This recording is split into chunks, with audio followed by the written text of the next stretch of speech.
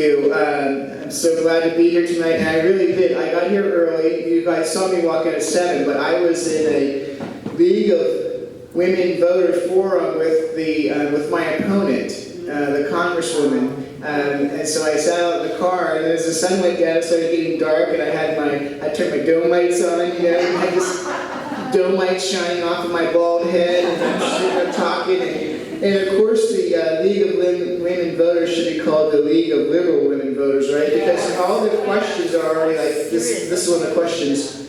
So, Mr. Swank, what are you going to do to stop man-made climate change, right? And so it already is that thing I have to admit that you guys are right, and your science is the real science and everything like that, right? So I got some good points in there, and it was great to have that, to be able to set the difference between us so people could see the difference between the two of us and what we stand for. I mean, I think we agreed on one thing, I can't remember what that was, and that might be another debate. We talked about making Election Day a national holiday or something like that. But anyhow, you can tell the difference between the left, and every time I get an opportunity when I'm speaking to people, I tell them that crime is out of control, and it is because of Democrats.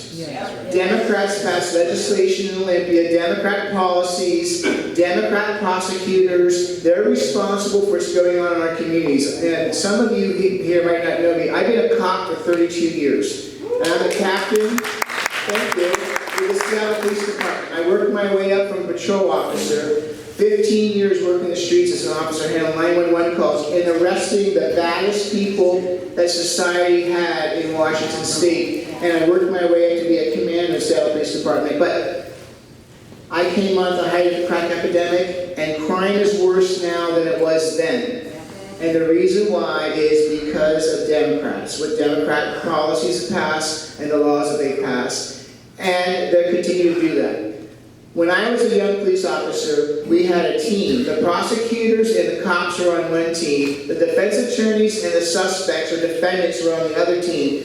But now, over the years, if you take a look at prosecutors throughout Washington State in various jurisdictions, it's the prosecutor, the defense attorney, and the suspects on the team versus the cops over here, right? Because they don't want to charge them. They come up with excuses all the time about it. Well, we can't charge it. It's not equitable. That's the new word they use now instead of equal, right? Equitable and things like that. So we have to work really hard to get people who believe in public safety and law and order into these positions. Kate believes that way, Vivian believes that way, Dave, even though he's assessor, he's going to do it lawfully, aren't you? Right? He believes in that stuff too, right? So I'm working together with all the legislative district candidates in the 10th Congressional District, which goes clear to Pierce County, the whole way down to here, and we're working diligently getting the same message out. The message is this: crime's out of control. If you continue to elect Democrats, you will continue to have this, and it will even get worse. It will never get better when Democrats are in charge, because they are ruining the state and they're ruining our communities. So we're going to work really hard about that, and